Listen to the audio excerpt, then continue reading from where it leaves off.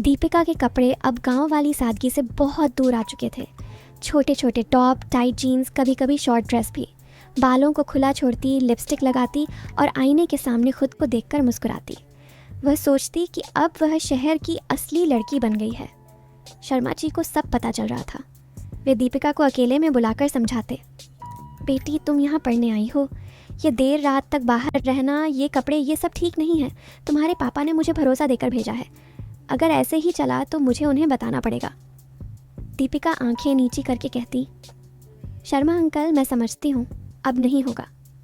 लेकिन बाहर निकलते ही प्रिया से कहती, ये पुराने लोग कुछ नहीं समझते, हम अपनी ज़िंदगी जी रहे हैं। शर्मा जी चुप रह जा, क्योंकि वे जानते थे कि आजकल की लड़कियां जल्दी नहीं मानती।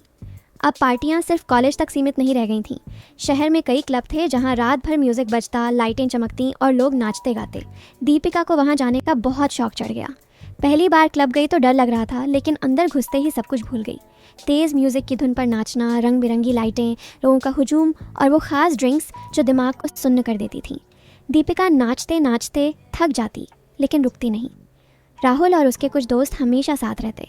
राहुल कहता, दीपिका तुम तो फायर हो यार, आज फिर सबकी नज़रें तुम पर ही हैं। दीपिका हंसकर कहती, बस करो राहुल, तुम भी ना। लेकिन मन ही मन अच्छा लगता। नशे में वह और करीब आ जाती, हाथ पकड़कर नाचती, कंधे पर सिर रखती। लेकिन कुछ ज़्यादा नहीं होता, बस वो माहौल, वो फीलिंग उसे बहुत पसंद थी। एक रात क्लब में बहुत देर हो गई। दीपिका ने इतना पी लिया कि पैर लड़खड़ा रहे थे।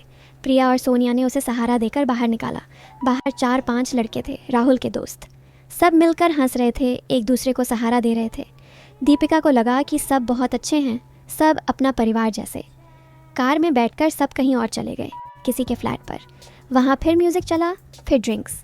दीपिका सोफे पर लेट गई, आंखें बंद कर लीं। उसे बहुत अच्छा लग रहा था, जैसे सारी दुनिया उसकी है। सुबह जब आँख खुली तो सिर भारी था। प्रिया बोली, यार कल रात तुम गजब थीं, सब तुम्हारे दीवाने हो गए। दीपिका मुस्कुराई, लेकिन थोड़ा अजीब भी लगा। उसने पूछा, कल रात कुछ गलत तो नहीं हुआ ना? प्रिया हंसकर बोली, अरे पागल, सब अपने थे, बस मजाक किया, तुम चिंता मत करो। अब ऐसी रातें अब आम हो गई थीं। दीपिका को लगने लगा कि बिना इन सब के जीवन अधूरा है। पढ़ाई की किताबें अलमारी में बंद पड़ी रहती। परीक्षा नज़दीक आई तो उसने सोचा बाद में देख लूँगी। घर फ़ोन आता तो मम्मी पूछती, बेटी पढ़ाई कैसी चल रही है, खाना ठीक मिल रहा है? दीपिका कहती, मम्मी सब बढ़िया है, मैं बहुत मेहनत कर रही हूँ, आप चिंता मत करो। पापा कहते, बेटी हमारा सपना हो तुम, अच्छे नंबर लाना। दीपिका हंसकर कहती, पापा ज़रूर लाऊंगी। लेकिन फ़ोन रखते ही फिर दोस्तों के साथ प्लान बनने लगता। घर वालों को कुछ पता नहीं था। वे सोचते कि उनकी बेटी शहर में मेहनत कर रही है, बड़ा नाम कमाएगी। फिर एक दिन दीपिका की तबीयत थोड़ी ख़राब हुई। बहुत ज़्यादा नशा किया था पिछले दिन। उल्टी हुई, सिर चकराया। शर्मा जी ने देखा तो पूछा, बेटी क्या हुआ, डॉक्टर के पास चलें? दीपिका ने मना कर दिया, अंकल बस थकान है, आराम कर लूँगी। लेकिन आराम करने की बजाय शाम को फिर निकल गई। अब उसे लगता कि बिना उस माहौल के वह जी नहीं सकती।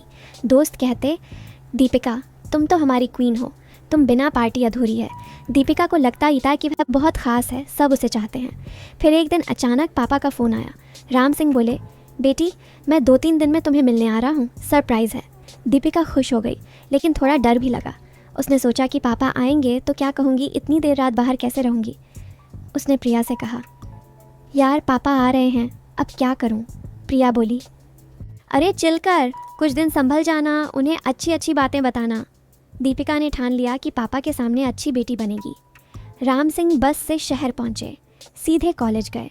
वहां पूछा तो पता चला कि दीपिका आज क्लास में नहीं आई। पापा को थोड़ा अजीब लगा, लेकिन सोचा शायद तबीयत खराब हो। फिर पीजी गए। शर्मा जी ने देखकर कहा, राम सिंह जी आप आ गए? दीपिका तो सुबह से बाहर है, कह रही थी लाइब्रेरी जा रही है। पापा चुप रहे, लेकिन मन में चिंता हुई। शाम हुई, दीपिका नहीं आई। पापा इंतज़ार करते रहे। रात 10 बज गए, अभी भी नहीं। शर्मा जी बोले, आजकल देर से आती है, मैंने कई बार समझाया है। पापा का दिल बैठ गया। वे रात भर सो नहीं पाए। फिर अगले दिन फिर कॉलेज गए, फिर पीजी। दीपिका कहीं नहीं थी। पापा ने फ़ोन किया तो दीपिका ने कहा, पापा मैं दोस्त के यहाँ हूँ, ग्रुप स्टडी कर रहे हैं, शाम तक आ जाऊंगी। लेकिन शाम भी नहीं आई। पापा परेशान हो गए। वे शहर में अकेले घूमने लगे। कॉलेज के आसपास कैंटीन में पूछते रहे। किसी ने कहा कि दीपिका अक्सर बाहर पार्टी में जाती है। पापा को यकीन नहीं हुआ। वे सोचते रहे कि उनकी बेटी ऐसी नहीं हो सकती। तीसरा दिन भी बीत गया। दीपिका का कोई अता ठिकाना नहीं। पापा थक चुके थे, आंखें लाल, चेहरा उदास। तीसरे दिन दोपहर को पापा को बहुत भूख लगी। वे एक छोटे से होटल में खाना खाने बैठ गए। होटल साधारण था, लोकल लोग आते जाते। सामने सड़क पर एक क्लब था, दिन में बंद रहता था। पापा खाना खा रहे थे चुपचाप। अचानक क्लब का गेट खुला। वहाँ से कुछ लड़के लड़कियाँ निकल रहे थे। सब हंस रहे थे, एक दूसरे को सहारा दे रहे थे। लड़कियाँ छोटे छोटे कपड़े पहने थीं, बाल बिखरे हुए, आंखें सुर्ख लाल। पापा ने इधर उधर देखा, फिर उनकी नज़र एक लड़की पर ठिठक गई। वो दीपिका थी। नशे में लड़खड़ाती 4 लड़कों के साथ हंसती बोलती बाहर आ रही थी। उसके कपड़े बहुत छोटे थे, चेहरा मेकअप से भरा हुआ, लेकिन आंखें ऐसी कि पहचान में कोई गलती नहीं हो सकती। राम सिंह का दिल बैठ गया। प्लेट से चम्मच गिर गया। वे कुछ देर तक बस देखते रहे। उनकी बेटी, जिसे वे सपनों की रानी समझते थे, ऐसी हालत में। आंखों में आंसू आ गए। वे उठे, बाहर गए, लेकिन दूर से ही देखते रहे। दीपिका कार में बैठ गई, सब चले गए। पापा वहीं सड़क किनारे बैठ गए, सिर पकड़कर रोने लगे। लोग देख रहे थे, लेकिन वे कुछ बोल नहीं पा रहे थे। शाम को दीपिका पीजी आई। शर्मा जी ने कहा, दीपिका, तुम्हारे पापा आए हैं, 3 दिन से इंतज़ार कर रहे हैं। दीपिका का चेहरा सफ़ेद पड़ गया। वह कमरे में गई तो पापा बैठे थे। दीपिका ने पैर छुए। पापा, आप कब आए? राम सिंह ने कुछ नहीं बोला, बस देखते रहे। फिर धीरे से कहा, बेटी, मैंने सब देख लिया। आज दोपहर क्लब के बाहर। दीपिका की आंखें झुक गईं। वह बोली, पापा, वो बस दोस्तों के साथ थी। पापा की आंखों में आंसू थे। वे बोले, दीपिका, मैंने तुम्हारे लिए सब सपने देखे थे। तुम्हारी मम्मी रोज़ पूजा करती है कि बेटी अच्छे से पढ़े, लेकिन तुम ये क्या कर रही हो? दीपिका चुप रही। थोड़ा पछतावा हुआ, लेकिन ज़्यादा नहीं। उसने कहा, पापा, गलती हो गई, अब नहीं करूँगी। राम सिंह सहन नहीं कर पाए। उनकी बेटी के सामने ही वे रो पड़े। फिर अचानक उठे, जेब से रस्सी निकाली जो सामान में थी, और कमरे के पंखे में लटक गए। दीपिका चीखी, पापा! लेकिन सब देर हो चुका था। शर्मा जी और बाकी लड़कियां दौड़ी आईं, लेकिन राम सिंह जा चुके थे। दीपिका ज़मीन पर गिर पड़ी, ज़ोर ज़ोर से रोने लगी। वह बार बार चिल्लाती, पापा उठो, मेरी गलती है।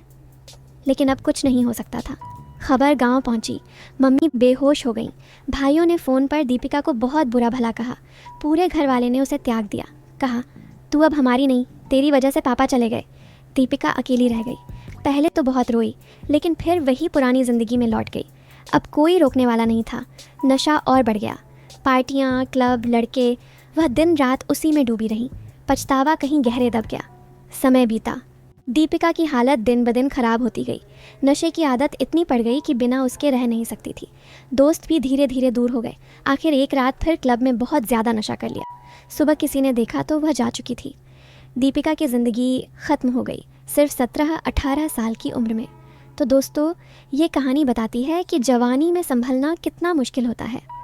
एक गलत कदम पूरे जीवन को बर्बाद कर सकता है।